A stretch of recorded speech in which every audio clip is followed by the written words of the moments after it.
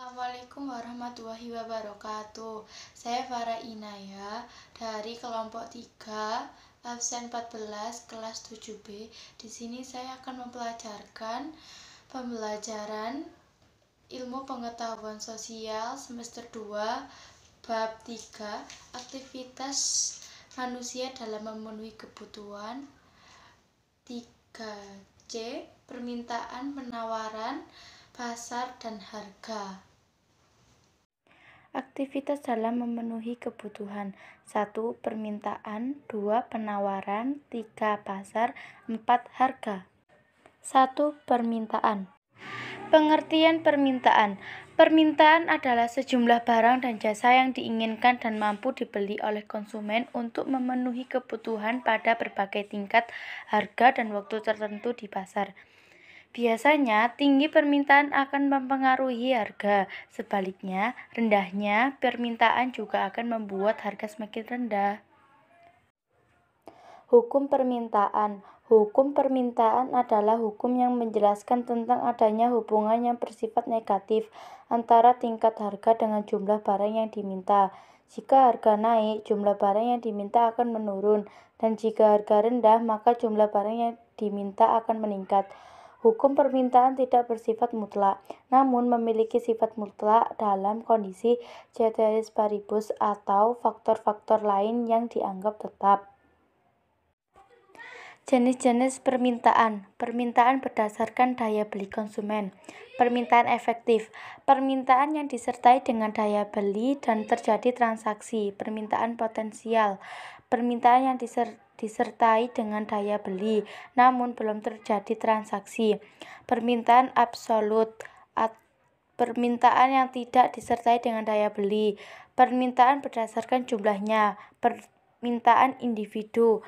Permintaan individu terhadap suatu barang atau jasa tertentu. Permintaan pasar, hasil penjumlahan dari permintaan individu terhadap suatu barang atau jasa tertentu pada saat bersamaan. Faktor-faktor yang mempengaruhi permintaan. 1. Ketersediaan dan perubahan harga barang sejenis atau barang pengganti dan pelengkap. 2. Jumlah pendapat masyarakat. 3. Selera konsumen. 4. Intensitas kebutuhan konsumen. 5. Perkiraan harga pada masa depan. 6. Jumlah penduduk. 2. Penawaran. Pengertian penawaran. Penawaran adalah keseluruhan jumlah barang yang tersedia untuk ditawarkan pada berbagai tingkat harga tertentu dan waktu tertentu. Jika harga naik, jumlah barang yang ditawarkan bertambah. Begitu juga ketika harga turun, maka jumlah barang yang ditawarkan juga turun atau semakin sedikit. Peran penawaran sangat penting dalam dunia ekonomi karena dapat digunakan sebagai analisa ekonomi mikro. Penawaran juga dapat digunakan sebagai titik tolak bagi berbagai model dan teori ilmu ekonomi lainnya. Dari penawaran akan dapat digunakan sebagai perkiraan harga yang berfungsi sebagai penyeimbang di antara kuantitas yang diminta dan kuantitas yang ditawarkan dalam pasar yang kompetitif. Jenis-jenis penawaran. 1. Penawaran mikro. Penawaran jenis ini adalah penawaran perorangan, di mana produsen menawarkan barang atau jasa kepada konsumen. 2. Penawaran makro. Pada jenis ini lebih memfokuskan pada kondisi pasar secara menyeluruh. Hukum penawaran. Hukum penawaran adalah prinsip dasar dari teori ekonomi yang menyatakan bahwa peduli faktor-faktoran lain konstan, peningkatan hasil harga kuantitas yang ditawarkan. Dengan kata lain, ada hubungan langsung antara harga dan kuantitas. Merespon ke arah yang sama dengan perubahan harga. Ini berarti bahwa produsen bersedia menawarkan lebih banyak produk untuk dijual di pasar dengan harga lebih tinggi, dengan meningkatkan produksi sebagai cara untuk meningkatkan keuntungan. Singkatnya, hukum penawaran adalah hubungan positif antara kuantitas yang ditawarkan dan harga yang merupakan penyebab kemiringan kurva penawaran ke atas. Faktor-faktor yang mempengaruhi penawaran. 1. Biaya produksi. 2. Teknologi. 3. Harapan akan mendapatkan laba. 4. Faktor-faktor non-ekonomi. Pengertian pasar. Pengertian pasar adalah sebagai tempat bertemunya pembeli dan penjual untuk melakukan transaksi jual beli barang dan jasa. Pasar adalah suatu pengaturan di mana dua pihak atau lebih terlibat dalam pertukaran barang, layanan, dan informasi disebut pasar. Idealnya pasar adalah tempat di mana dua pihak atau lebih terlibat dalam pembelian dan penjualan. Dua pihak yang terlibat dalam transaksi disebut penjual dan pembeli. Transaksi adalah kesepakatan dalam kegiatan jual beli. Syarat terjadinya transaksi adalah adanya barang yang diperjualbelikan, pedagang pembeli, kesepakatan harga barang, serta tak ada paksaan dari pihak manapun. Pasar adalah salah satu dari berbagai sistem institusi, prosedur, hubungan sosial, dan infrastruktur di mana usaha penjual barang, jasa, dan tenaga kerja untuk orang-orang yang imbalan uang. Fungsi-fungsi pasar. 1. Sarana distribusi. Sebagai sarana distribusi, pasar berfungsi untuk memperlancar proses penyaluran barang dan jasa dari produsen ke konsumen. 2. Menetapkan nilai. Pasar akan menetapkan harga satu barang atau jasa tertentu sesuai dengan permintaan dan penawaran yang terjadi di pasar yang telah disepakati oleh produsen dan konsumen. 3. Sarana promosi. Pasar juga bisa dimanfaatkan sebagai tempat bagi produsen untuk memasarkan hasil produksi mereka kepada calon konsumen atau pembeli. Jenis-jenis pasar. 1. Pasar barang atau output. Pasar barang adalah pasar yang memperjualbelikan barang dan jasa yang merupakan output, hasil dari kegiatan produksi. Pasar output memiliki dua struktur, yaitu 1.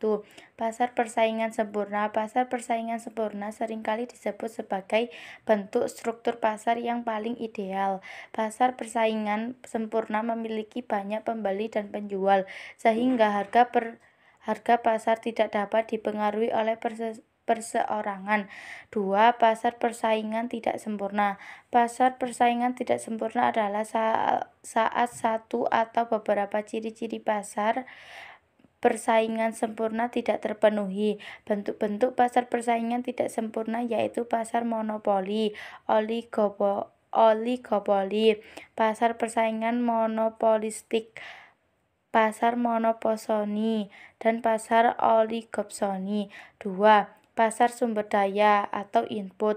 Pasar input adalah pasar yang memperjualbelikan faktor produksi yang dibutuhkan oleh produsennya.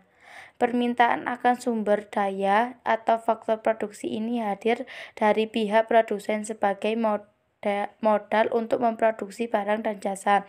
Faktor produksi dalam pasar input yaitu pasar sumber daya alam, pasar sumber daya manusia atau tenaga kerja, pasar sumber daya modal, dan pasar sumber daya kewirausahaan. 4. Harga. Pengertian harga.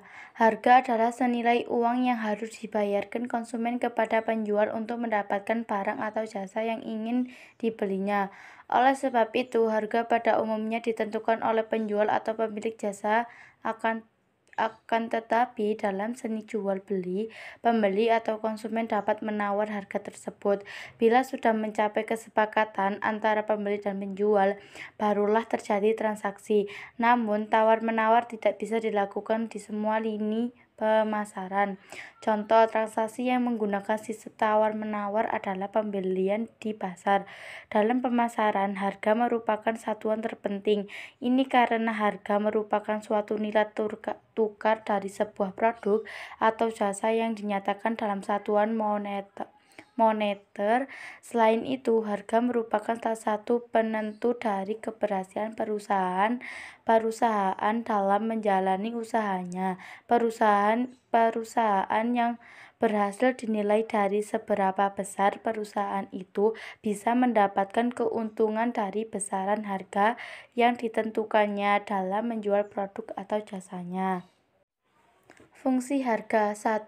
Acuan nilai jual suatu barang ataupun jasa. 2. menerapkan proses jual beli. 3. Penentu keuntungan bagi penjual atau produsen. 4. Acuan konsumen dalam menilai kualitas barang atau jasa. 5. Menentukan daya beli konsumen dalam pengambilan keputusan. Jenis-jenis harga. 1. Harga subjektif. Harga yang ditentukan berdasarkan pendapat atau opini seseorang terhadap harga pasaran barang atau jasa yang akan dipasarkan. 2. Harga objektif.